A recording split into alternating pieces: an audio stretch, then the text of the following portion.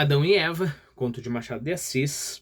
Este é o quarto e, creio eu, último vídeo. Bom, então a história tá mais ou menos acabando, né? Do Juiz de Fora. E ele diz que Adão e Eva nunca desobedeceram ao Criador e que foram morar com o Criador no céu. Daí a pergunta que fica é, ué, e o que nós estamos fazendo aqui, né? Se então a humanidade não poderia ter existido na Terra, né? E logo o arcanjo, pondo na cabeça o elmo de diamante, ou seja, o capacete de diamante, que rutila como um milhar de sóis, rutilar é brilhar, né? Rasgou instantaneamente os ares, chegou a Adão e Eva e disse-lhes: Salve, Adão e Eva! Vinde comigo para o paraíso que mereceste pela repulsa às instigações do tinhoso. Um e outro, atônitos e confusos, curvaram o colo, né? O colo, em sinal de obediência. Então Gabriel deu as mãos a ambos e os três subiram até a estância eterna, onde miríades de anjos os esperavam cantando. Miríade quer dizer muitos, muitos, muitos, né? Ao pé da letra, etimologicamente falando, miríade é 10 mil. Né? Então, vários anjos, né? Miríades de anjos. Então eles estavam cantando: Entrai, entrai, a terra que deixastes fica entregue às obras do tinhoso, aos animais ferozes e maléficos, às plantas daninhas e peçonhentas, ao ar impuro, a vida dos pântanos. Reinará nela a serpente que rasteja, babuja e morde. Nenhuma criatura igual a vós porá, entre tanta abominação, a nota da esperança e da piedade. E foi assim que Adão e Eva entraram no céu, ao som de todas as cítaras, que é uma pequena harpa, assim, mais ou menos um meio termo entre lira e harpa. Assim. Então entraram no céu ao som de todas as cítaras, que uniam as suas notas em um hino aos dois egressos da criação. E aí nós voltamos para o nível do jantar, né? Subimos. Tendo acabado de falar, o Juiz de Fora estendeu o prato à dona Leonor para que lhe desse mais doce, enquanto os outros convivas olhavam uns para os outros embasbacados. Em vez de explicação, ouviram uma narração enigmática, ou pelo menos sem sentido aparente. Dona Leonor foi a primeira que falou. Bem dizia eu que o senhor Veloso estava logrando a gente. Esse cara estava enganando a gente aqui, hein? Não foi isso que lhe pedimos, nem nada disso aconteceu, não é, Frei Bento? Lá o saberá o senhor juiz, respondeu o carmelita sorrindo. E o Juiz de Fora, levando à boca uma colher de doce, disse: Pensando bem, creio que nada disso aconteceu. Mas também, dona Leonor, se tivesse acontecido, não estaríamos aqui saboreando este doce que está, na verdade, uma coisa primorosa. É ainda aquela sua antiga doceira de Itabajipe? E acabou o conto. Né? E aí, é claro, a primeira coisa que nós poderíamos pensar é: esse desgraçado, né? Ele estava enganando todo mundo, ele só pregou uma peça e todo este conto, ele é uma peça. Né, pregado. É uma história sem sentido nenhum, só para distrair ali e enganar todo mundo. Bom, eu posso esperar isso do Juiz de Fora, né? Do senhor Veloso, mas de modo algum eu posso esperar isso do Machado de Assis. Né? O Machado de Assis criaria toda uma história para dizer: olha, essa história não faz sentido nenhum, eu estava só te enganando. Não parece uma coisa que um escritor que se preze faça, né? Então, por quê? Por que essa história está aqui? Ora, no final, né, para não mexer com a religiosidade de ninguém, para não ofender ninguém, o Juiz de Fora fala, não, isso daí realmente não aconteceu. Mas perceba que o e se ficou na cabeça da gente, né? E se Adão e Eva, vamos seguir essa linha, né? E se Adão e Eva, na verdade, nunca aceitaram a tentação da serpente e foram para o céu?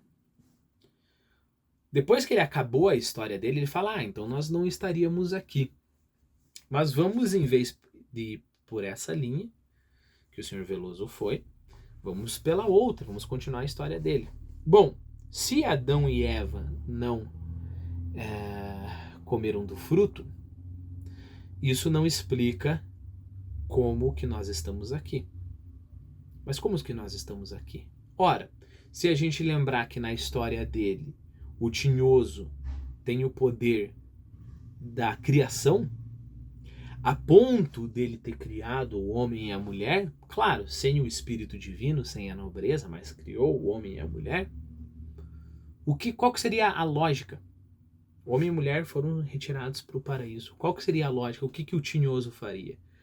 O tinhoso faria, esses não deram certo, não consegui destruí-los. Vou criar um outro casal, né? E sabe-se Deus qual é o nome desse outro casal. Mas o que nós sabemos com certeza nessa história é que esse outro casal, esses sim são os nossos pais. Então nós não descendemos de Adão e Eva, os puros e fiéis.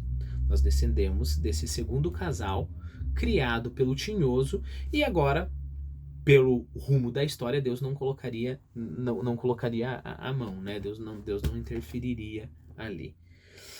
E aí a gente começa a ver a história em retrospecto. Ora, a capacidade de enxergar a beleza, a capacidade de conhecer a Deus, a capacidade de ser nobre, foram dadas por Deus. Esse novo casal não tem essa capacidade, e por isso que eles comeram do frutos, ou pior ainda, nem foram colocados no jardim, Deus nem tocou nessa criação. Esse somos nós. E assim, parece um casal freudiano, né? Parece um casal freudiano. Porque o que Freud diria? Bom, eu tenho que fazer uma digressão aqui, né? O Freud, ele cria um pequeno mito chamado Descontento na Civilização. Tem um livrinho do Freud chamado Descontento na Civilização, que basicamente ele cria um mito para explicar como é que a civilização apareceu. E aí ele fala que no começo todo mundo era o que o humano é, né? Ou seja, você mata todo mundo e quem você não mata você fode, né? Então, numa tribo, por exemplo, o que naturalmente ia acontecer? O cara mais forte que conseguia matar os outros, né? Ia lá e tinha acesso a todas as mulheres da tribo. Só que o problema é que conforme o filho dele crescia, o filho dele ficava cada vez mais forte, né? E aí qual que é o processo natural? O processo natural é o filho mata o pai, pega a mulher do pai, a própria mãe, né? E aí, é claro, nós temos o complexo de Édipo, né? O Freud que a gente conhece. E domina todas as mulheres. Só que o problema é que um desses caras, né, nessa continuidade de morte e sexo, um desses caras por aí pensou, nossa, mas peraí, o meu filho vai me matar também. Um dia eu vou ficar fraco. Então criemos o tabu. Criemos o tabu que não pode dormir com pessoas da família. Criemos a civilização. Então por que eu não vou matar as outras pessoas? Porque eu não quero morrer, né? E aí parece exatamente o tipo de ser humano que o diabo criaria sem o Espírito de Deus, né? E pior, aí o Freud continua, né? Bom, eu tenho esse instinto, naturalmente eu quero matar e foder. Basicamente é isso que eu quero fazer. Só que eu não posso fazer isso, senão vão me matar, né? E vão pegar minha mulher. E aí o que acontece? O ser humano é alguém frustrado. Bom, eu não posso ir por aí matando, eu não posso, né, fazer tanto sexo assim como eu queria. Então o que eu vou fazer? Eu vou criar ciência, eu vou criar filosofia, eu vou criar arte, né? Então tudo aquilo que a gente considera a nobreza do homem, para Freud, basicamente é a fraqueza do homem. Eu não posso fazer o que realmente queria, então para me distrair da minha frustração eu vou fazer tudo isso, né? É claro que isso é um absurdo, a gente pode discutir sobre isso, mas o mais interessante é que esse seria o Adão e a Eva, o segundo Adão e Eva, talvez nem chamasse Adão e Eva, né? Criado só pelo diabo, sem a interferência divina, né? Que não consegue ver beleza, que está preso no seu mundo de instinto, né? Que quando diz que cria beleza, na verdade só tem os seus objetivos egoístas em mente, né? Então, fica esse e se a humanidade for isso, né? E se nós formos só a obra do tinhoso, né?